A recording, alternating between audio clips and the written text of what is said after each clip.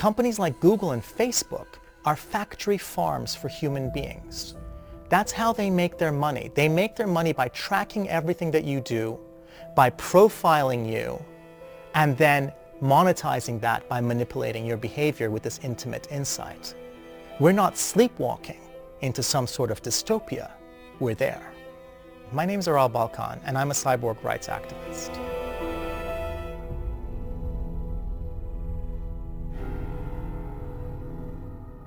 When you go on to Facebook Instant Messenger and you're messaging your friend, you might think that you're in a room together and only you two can hear each other. That's not the case. Now for you, it might be you feel that you have nothing to hide, you don't care if Google has your data. You might start to care the next time you go to renew your insurance and your premiums double. And then when you ask them, why have my premiums doubled? They say, well, your smart fridge told us what you're eating. Now that might be when you start to care if you have a lot of privilege. For other people, it's a life or death issue. People who do care might be, for example, people who are gay but live in a country in which it is illegal to be gay. And Facebook knows that they're gay based on their likes. Now this is a problem for them. Shoshana Zuboff from Harvard Business School calls the system that we live under surveillance capitalism. Surveillance capitalism is the feedback loop between surveillance and capitalism.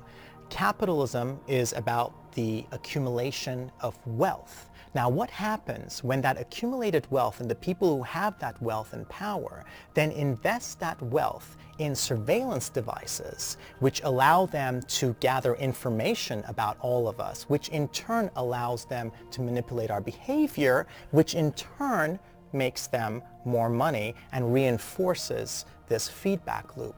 Well, that's surveillance capitalism. We have to regulate the abuses of the surveillance capitalists, and we have to replace them with ethical alternatives. Why don't we start thinking about funding those technologies from the commons for the common good?